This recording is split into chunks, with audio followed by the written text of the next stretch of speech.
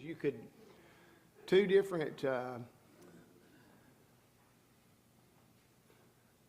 sets that you could print, and I thought it was the same set, so I printed them, and one set had the answers, one didn't. So more than half the people got the answers that were provided by this particular website, and the rest of you had to do it on your own. And I don't even know who had to and who didn't, but nonetheless, we'll end up at the same spot, hopefully, by the time we get done with this study. Before we do get started, though, let's bow for a word of prayer, if you would. Heavenly Father, we're indeed grateful for the wonderful day that we've had the opportunity to enjoy, for the comforts of this building, that we can come together at the end of a day in which we've been out and about in this world in which we live. And we pray that you'd help us to always see the opportunities that are available to us each day that we live, to live in such a way that we can demonstrate before the world what Christianity is, and how we would treat our fellow man would be the way that thy Son and our Savior Jesus Christ treated his fellow man. And pray that you'd be with us in our study this evening, that you'd be with each one that's here assembled, of all the families that are represented, that we might gain the most that we can from the limited amount of time that we have together this evening. Be with those that are sick, those that are shut in, and those that are bereaved at this time. Granted to them the things they stand in need of, and of course, as thy will always. It's in the name of Jesus we pray. Amen. All right, on page number 8, which is the list of the questions associated with chapter 3, let's just go down there and answer these as they are given. It's not expansive or anything, and then if there's anything at the end that we want to sort of throw in to cover any gaps that might be beneficial for us to dig into a little bit more, then we will. So notice back all the way down to question number 4, because I know we're at least to there. And this has to do, of course, with the tenses, the verbs that are used. It helps us to understand what's being taught. Question number 3 says, what is true of one who abides in Jesus? And of course, that's the same person who has been born of God, identified here, okay? And so the answer is the one that's provided by the material, if you happen to get it. That person is one who does not sin. And that simply means he does not keep on sinning. He's not living in a state of sin. And then the next thing, it says he does, he doesn't make it a practice of sinning. In other words, he's not going to live above sin, but he's a different person than he was prior to his conversion, and his motivation is different than it was then. And that's noticeable. And he's going to be talking about that throughout the rest of this chapter. It's more than just a talk in a good game. There has to be a demonstration that you're actually in the game. And that comes sometimes by action, for sure. We sometimes say the proof's in the pudding. That's what we're talking about here as well. And when it says this individual who's born of God and who abides in Jesus is one who cannot sin. Now, is that saying that a Christian, the person so designated here, the person begotten of God, the person that abides in Jesus, will never sin? Is that what it's saying? Well, if it is, he's already contradicted himself back in chapter 1, because he says that situation does not exist. Nobody can truthfully say they do not sin. Even though you'll find people sometimes who will surprise you, they'll speak up in a Bible class, as they've done in Bible classes I've been members of, and then say something like, well, you know, I don't really like sin, you know. And they really believe that. Now, of course, how could you come to a conclusion like that? Well, you obviously have a concept of sin that is not the biblical definition and concept of sin. Because we've seen right here that simply is not accurate. Does a person think they are living above sin? Do they think that they are outside of the capacity of being tempted to sin? I don't know what would be the mindset of a person. Now, we know what the mindset was of these Gnostics here in the first century. They said it didn't matter. And of course, what John is trying to get them to see is that it does matter. You cannot live a life that's out of harmony with what you claim to be, spiritually speaking, because it's a contradiction. And of course, that idea and that concept has not gone away for sure. So then, in accordance with that, question number 5, what distinguishes between the children of God and the children of the devil? Again, it's pretty obvious, isn't it? You know, it's not the talking, it's actually in the doing. You would expect then, here's a child of God going to be doing those things that are conducive to his relationship with God or righteousness. But you wouldn't expect that from a child of the devil, obviously. So children of God act like children of God, and children of the devil act like children of the devil. That really is a distinction. Imagine that. But yet they need to be reminded the contradiction of accepting the false doctrine that was being promoted in their midst, for sure. Number 6, what serves as evidence that we have passed from death to life? That we love the brethren. Here again, it seems as though what is required as a demonstration of an allegiance to God is held up as being essential for that relationship to continue. And that's exactly what he's saying. In order for us to maintain fellowship with God, then here are characteristics that must be descriptive of our attitude towards brethren. Now, keep in, we're going to get here in a minute to a little bit of a more examination of what that entails, obviously. But when it comes to loving brethren, are there any types of built-in restrictions as to what we might possibly call loving our brethren, but in reality it would not be actually loving our brethren?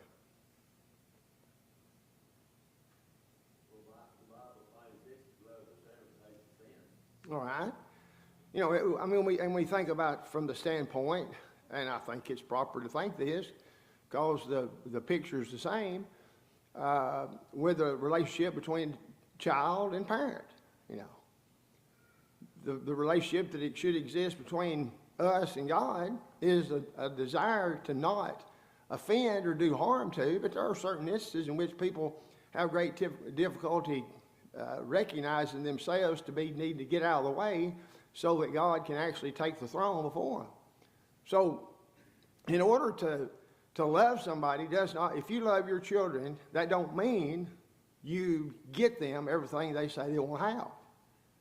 As a matter of fact, I'd say, and I think I've seen bulletin articles or maybe even pictures that have been used on the front of bulletins where it says you give a pig and a boy everything he wants, you'll have a fine hog and a sorry boy. You know? And that's true, yeah. Well, how could you have such different outcomes? Because a hog and a boy are two different things, that's why. A hog's acting like a hog. And sadly, if you allow sometimes a boy or a girl or a man or a woman or whatever to act like what they desire, then they'll act like a hog too. So sometimes loving someone means that you're going to tell them no. It might even be that you would seek to get them to see that which they're doing is jeopardizing their relationship with God. And if you were aware of that being the case, and yet you sat on that information and didn't share it with them, would that be a demonstration of love for your brethren? It'd be the opposite, wouldn't it? Well, sure it would. If here's an individual who's lost, and I'm going to continue to contribute to his idea that he's saved while he's in fact lost, that is not biblical love. It's very opposite. Because biblical love, agape love, is a love of commitment for the eternal well-being of that which is the object of the love. And that love is self-sacrificing, you know, willing to put the wishes of the one who's the object above his own, but still at the same time non-compromising with the truth. You can't compromise the truth and claim it's because of your great love for somebody. You're misusing the term love. You can't weaken it and try to get it fit in. That's a misuse of the biblical concept of love. So we could say with number 5 there, the distinguishing characteristic between the children of God and the children of the devil is that each acts like who they serve, obviously. And that is a line of demarcation that is evident in the world in which we live today too. And I wonder how long it's going to take before we start saying it out loud, because it's ridiculous what we're having to deal with. And then the question arises as to how much do we say and from whence do we say it? Do we want everybody to think we're just going along Do we want everybody that by our silence that we're acting as if we are aiding and abetting that which is being promoted? Or would it be better to actually say something and let it be known, I ain't got nothing to do with this garbage. I'm doing everything in my power to stand against it. I think that's probably the proper course to take in the face of objective evil and harm. Number 7, how do we know what true love is?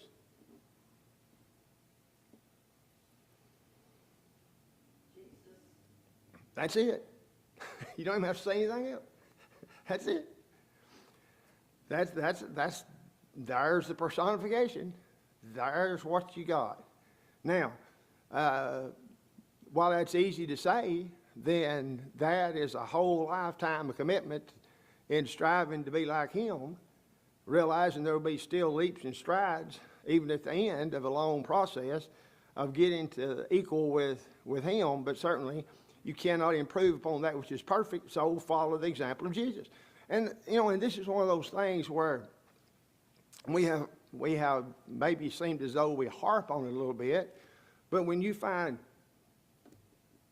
things that have been used, gimmicks almost, to sell bracelets or necklaces or whatever, with what would Jesus do?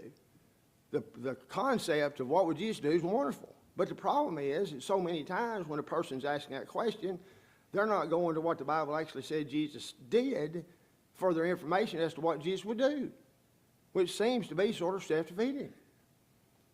If I want to know what Jesus would do today, then the onlyest information I'm going to have about that is in the Bible. It's going to be there. There's no latter-day revelation of an application outside. It's just not there. And so if we simply start at the same place we've always started, and that's the basis upon which our faith is established, then we're going to end up at the same place. And it's not like we're oblivious to questions arising. It's just that why keep it down the same road that's already been traveled and established and true, provably so for so long anyhow.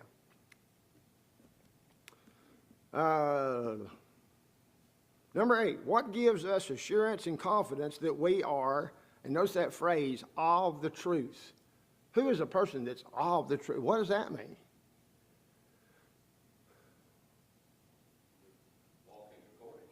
Walking according to the truth. If you was to refer to a person as being of the truth, you would sort of take just from that statement alone, and of course here is obviously an inspired statement made concerning certain ones, but you say, well, that sounds like a dependable person right there. I wouldn't mind having somebody like that in the community. Wouldn't mind being involved in business works with an individual because he's honest. He's fair. He's doing that which is true. Now, here's specifically the truth of the gospel, and here's an individual who's committed himself and being born again of water of the Spirit and committed himself to that life, then he's of the truth. The truth is what made him what he is. Without the truth, then he's nothing. The truth is what sets him free, and everybody free from sin and the consequences of sin. It's the truth. And, of course, truth is falling on hard times, sadly. And it's been pushed to the realm of mere speculation. It's subjective in so many areas, so much so that you can have a truth, and the person sitting next to you can have a truth, and they can be diametrically opposed to each other, and yet they're both your truths, which, of course, is contradiction and can't be the real truth, because that's not the way the real truth does in any area. And certainly not spiritually speaking. So here's a person who's, if we just be honest with our terminologies, here's an individual who's satisfied with what they are. Okay? Now that's really what we're talking about. A person that's satisfied with what they are, because they're not about to look outside of what they are as to the question. I saw this little, I had never thought about this before, should have. I thought he was pretty smart. But there's this person, that, of course, with all that's going on over in the Middle East and everything going on now, Well, they had all of these different, and these were from different countries, different income status, different young, old, but they were all Muslims, okay? They were all Muslims. And here was a question that all of them were asked. Before your family became Muslims, were they Jews or were they Christians? Do you know none of them would admit there was anything? They'd always, what's the problem with that? They ain't always been Muslims. Now, we know, obviously, they ain't always been Christians either. Ain't always been Jews. But we know there's been Jews and Christians a whole lot longer than there's been Muslims. Muslims are a recent entry into the world religions of killing people and calling it proselytizing. No.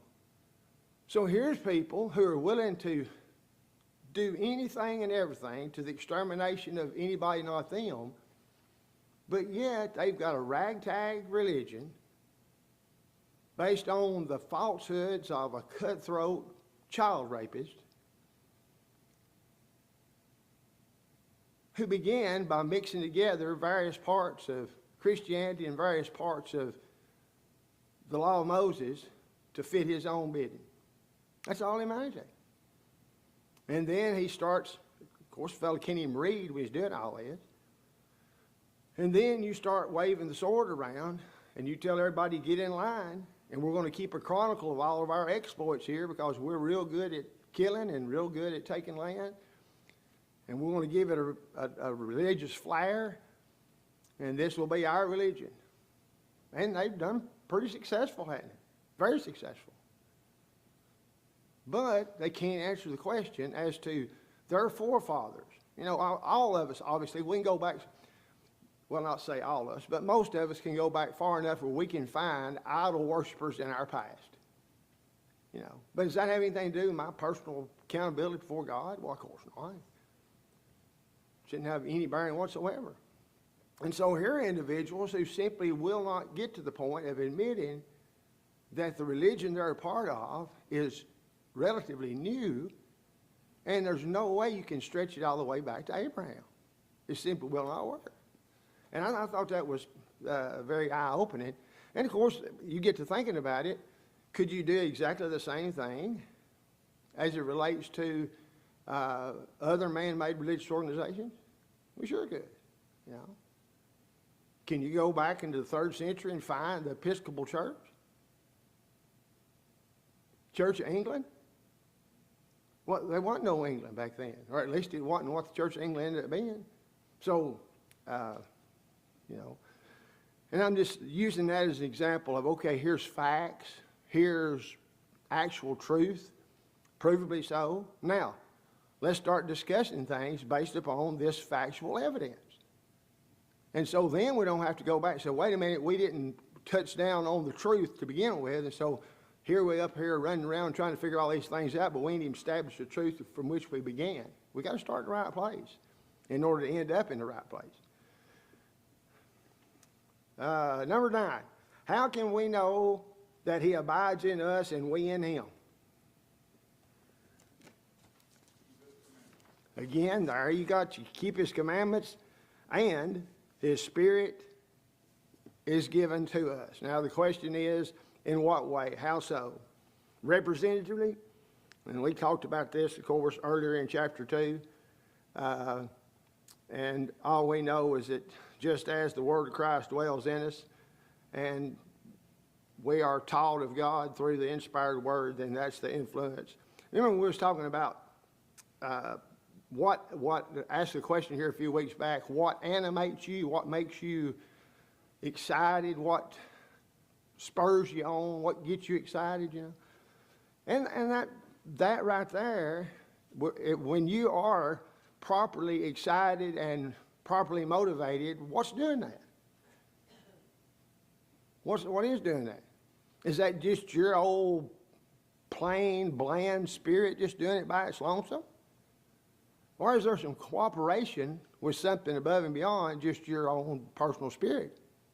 Well, obviously, it's a communication process that you're acquiescing to, that you're following. That's what you, so here's the joint, here's the words of God, inspired men provided for us to motivate us to greater heights. And when I literally buy into that, accept it to be true, then it says something about what I'm doing then. What's motivating me? Well, I just set a little fire under myself here. No, you didn't. You came to an understanding of what the Bible taught, and now you're trying to implement that. Can you do it by your lonesome? Well, of course not. But you're trying to do the best you can. And that's all God expects out of anybody, is just that. All right, anything else over that little section? Chapter 4, yeah. I'm just curious about 19 and 20. We know, hereby we know we are the truth and shall assure our hearts before him. For if our heart condemn us, God is greater than our heart and knows all things. Yeah. If our heart condemn us not, then we have confidence. Yeah. Here he's talking about your conscience, actually. Here, is it possible for a person, and what we want, obviously, we want our confidence that God is pleased with what we're doing. We want to have confidence that's the case, and the reason why we can have that confidence is we know what he wants us to do, and we've done it. Okay? Is it possible for people to convince themselves that they've done all that, when in reality, and they feel just fine about their conscientious nature and all that, but at the same time, they've never got around to doing what the Lord said do? Can they depend upon the way they feel, their conscience at that time? They can't do it because it's lying to them. It's saying everything's fine dandy when it's not. And so the next part would be, I don't know if, where you've got, again, sort of not only the testimony of your own self, but you have the testimony of the Lord as well, who says, do this, you do it. And so you know you've done it. And so the approval goes along with doing the Lord's bidding in that. So it's sort of like a dual testimony. You know it's the right thing to do. You do it. It's in accordance with God's will. He affirms that to be the case because, I mean, you're doing what he says do. And so what was the idea? Well, it seems to me also he's talking here about, because I do know people, and we probably all do, who feel, even though it appears that they are doing their best to live the Christian life, that they still think they're not doing it. Oh, yeah. And they feel like, and I think here to me at verse 20, even though those people don't feel adequate, Yeah. they are. They are. Yeah. Yeah. That's it. You know, that's exactly the words. That's perfect wording. You know, they know how less than what they actually desire to be they are. But they're what God expects them to be. Honest enough with themselves and see the things that need to be changed and being about doing that. You know, it's like, I thought when we looked at the parable of the complaining widow, you remember when we studied that a few weeks back, who just kept on pestering the judge, who didn't care anything about God, didn't care anything about man. But finally, because she wouldn't let him alone, she ended up and granted the request, you know.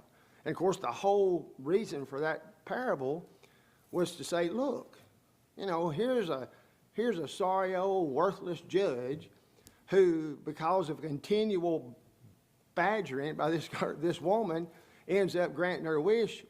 Do y'all think that God's like that? Do you think that God is holding back his blessings and he just won't hardly ever just turn loose?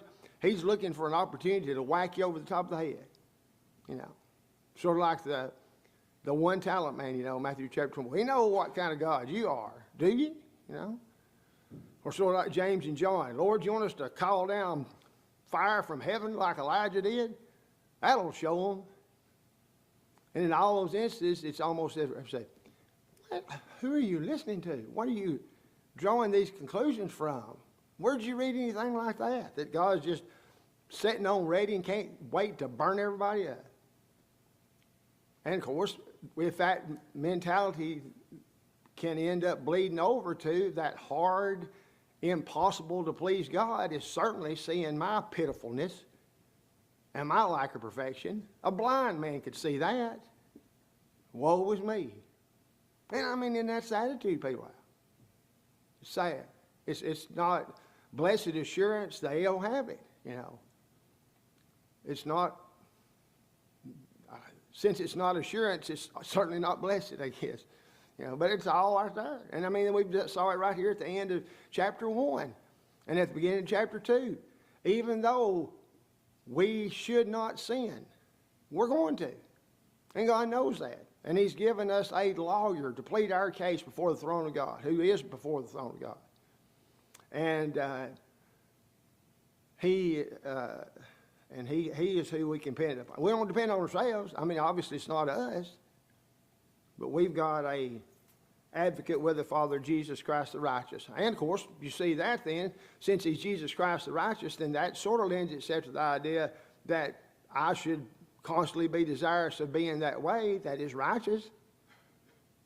And while I know I'm not perfect, then I should constantly be trying to examine myself and seeing how I can do better and grow in knowledge and what I can do, because our time is limited while we're here. You know, God didn't give us all the same talent. Exactly. Some can do things, other things that others can't do. Some, you know, and we got to do what we can, I guess. And that's it. God's going to understand that. And that was the whole purpose of the talents. The 5-talent man would have not received the approval of God if he had done what the 1-talent man did, or even if he had only gained 2 more like the 2-talent man. Each of us are held responsible for our own abilities, and we're promised that if we do what we can do, then that will help us to be able to do more. And that may be part of the fear of starting to do one thing and say, oh no, if I do this, then what else am I going to have to do? The time will come, if you're blessed, you'll say, man, I wish I could have done that, but now I'm so old I can't do nothing. You don't want to get in that position, which is sort of the picture there in Ecclesiastes chapter 13, verse 12, verse 1, you know, where the end of your life comes and you say, I don't have any pleasure in this. You know, my priorities were so messed up, and now life is a terrible disease. And without hope, it is. It really is. And that's by design, for sure. Anything else on chapter 3? And we sort of jumped over, is it wrong if you're going to help somebody, and it's real easy to say, okay, I'm willing to give my life for my brethren. Just like, you know, a person says, I love my wife like the Lord loved the church, gave himself for it, I would die for my wife. Really? Okay. Would you let her drive? Now, wait a minute. I don't know about that. You know. Would you let her choose what television show? Now, wait a minute here. You're getting a little bit too personal here. I said I'd die for her, but I'm not going to go that far and let her actually make decisions. Surely not. Only when we say that, most time it's because we don't think that'll ever be called upon us to do. Same way, brethren. So he used the example like that. And it says, what about a brother here that needs just some clothes? Would you do that? I'm not asking you to die for him. I'm saying if you got some extra clothes maybe, or you have the financial ability to get him some new clothes, you say, oh, we'll take care of that. Go, my son, be filled. Hope your legs get good and warm. And you don't do doodly squat? You don't love your brethren? And that's his illustration. You got to love in deed and not just talk about it. You know, you have to be willing to do what must be done to show that love. All right, anything else? All right, chapter 4. First, I want us to go all the way back before we begin even reading here. I want us to go back to the book of Deuteronomy, chapter 18. Deuteronomy chapter 18. And I know I've said this and you've probably heard it many times, but there is a point that doesn't change just because you change. There's a principle that holds true regardless of what dispensation of time you're referring to. So at first, let's look at verse 22, the last verse of chapter 18. When a prophet speaketh in the name of the Lord, if the thing follow not, nor come to pass, that is the thing which the Lord hath not spoken, but the prophet has spoken it presumptuously, thou shalt not be afraid of him. So here, and of course, from the standpoint of trying to put ourselves in the specific time frame of this individual, and this is one of those things too that we're going to have to talk about on Sunday, about when we start making application of Solomon and how we jump all over Solomon being such a knucklehead there and not being any smarter than he was. And when we do that, then we fail to realize how limited amount of information he had in comparison to us. Okay, so we'll keep that in mind, instead of, because we oftentimes are just like the religious elite in Jerusalem in Matthew chapter 23. If we'd have been there, buddy, it'd have been different. But if we'd have been there in the days of the prophets, it wouldn't have been anything like that. No, sir, buddy. If we'd have been back there, Adam and Eve, we wouldn't have paid no attention to that silly snake telling us we want to be like God and be wise. And that sure was pretty free. Well, we wouldn't have done that. Which, of course, is just not true. And even the Lord there on that occasion says, you're not honest with yourself because you're fixing to kill me, and I'm a greater prophet than all them guys are.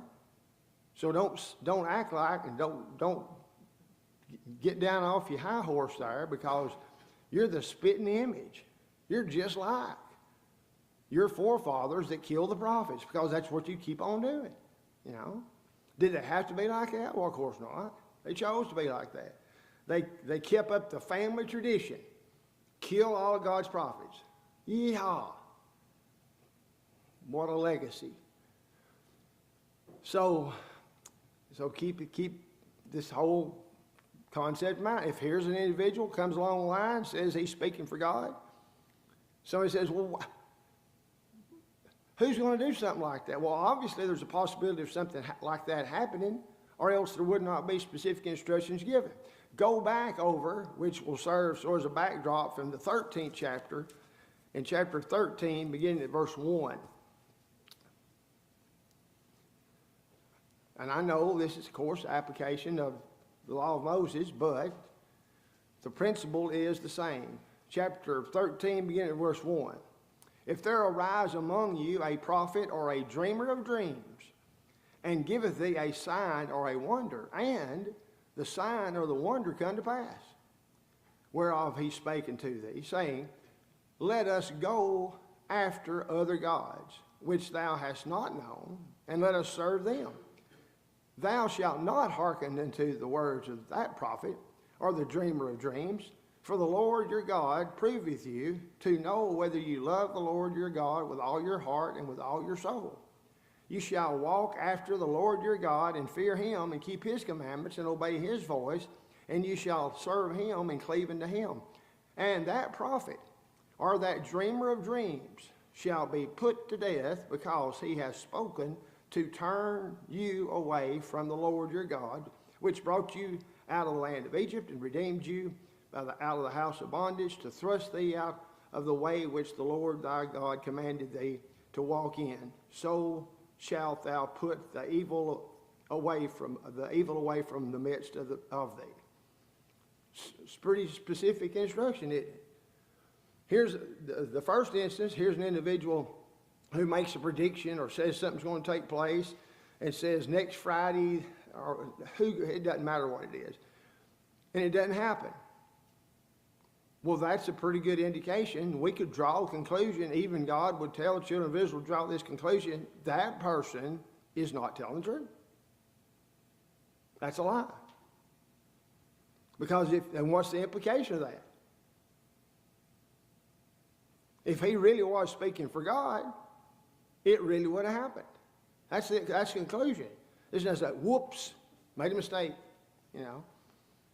Of course, when you get into the category of practicing speaking in tongues, there's no telling what you might do. And that happens as well.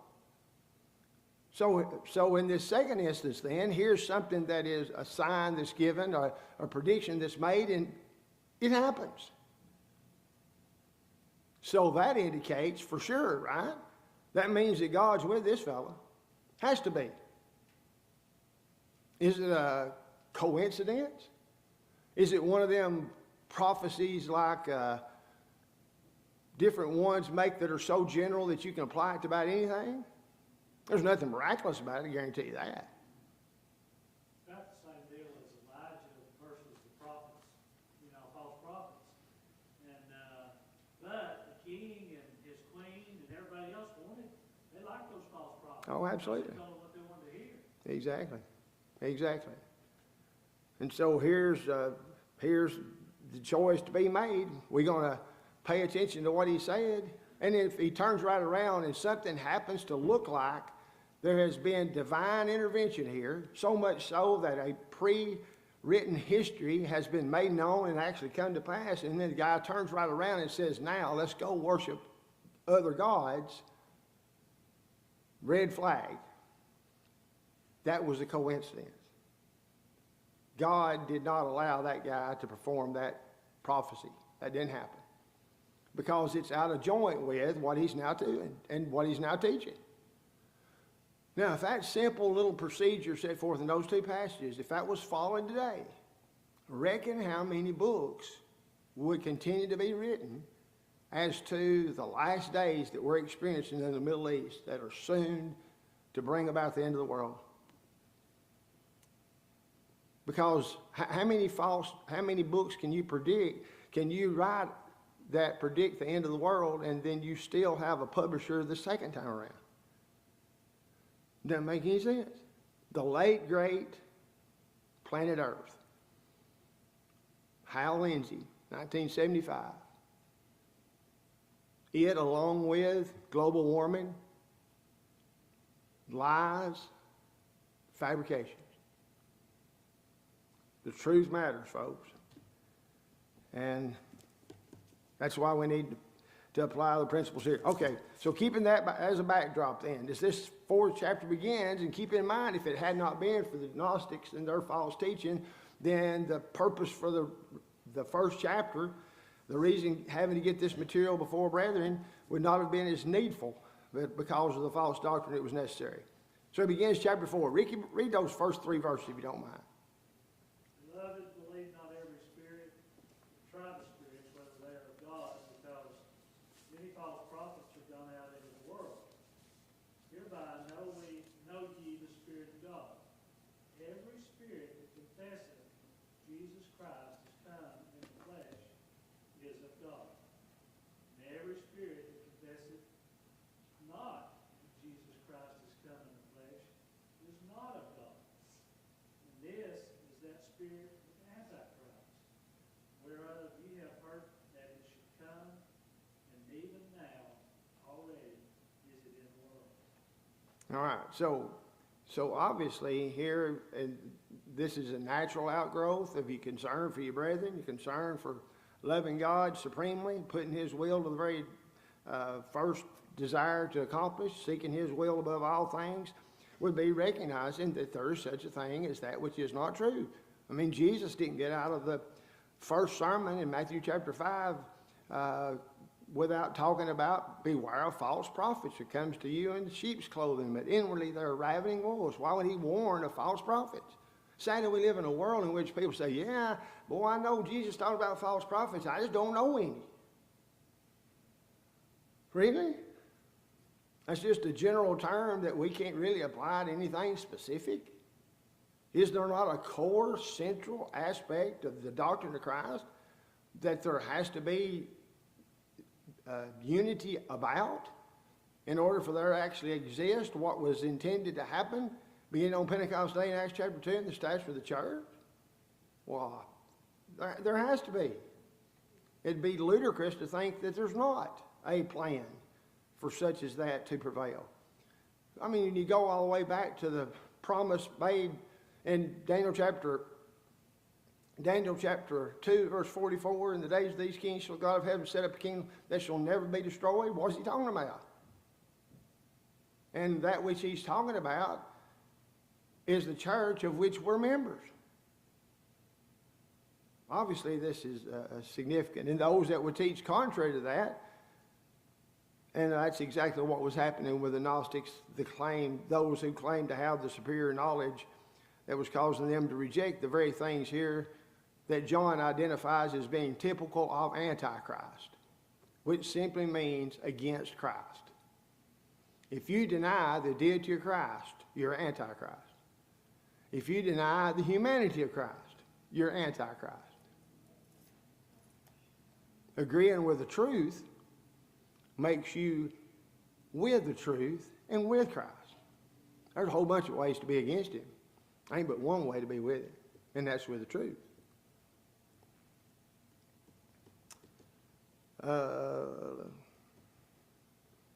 Would you say that central to New Testament teaching is the deity of Jesus Christ?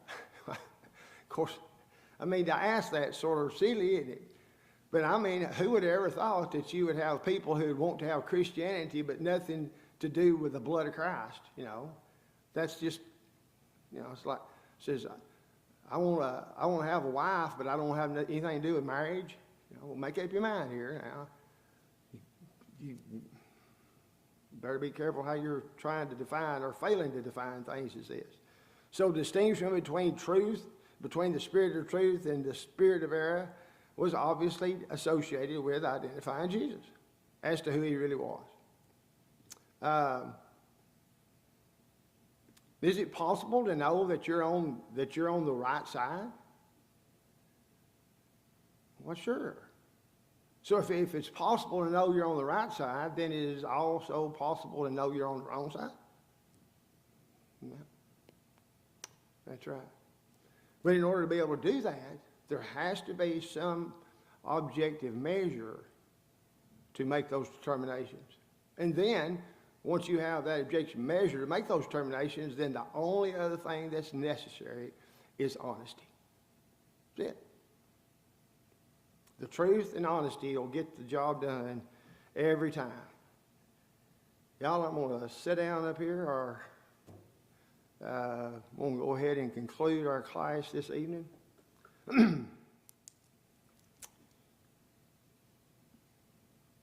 We'll start right here, the Lord willing, verses 7 through 11. And our plan is definitely we're going to have this book done before the last service time of the year. That's my prediction, and I'm sticking to it. We'll see how big of a false prophet I am.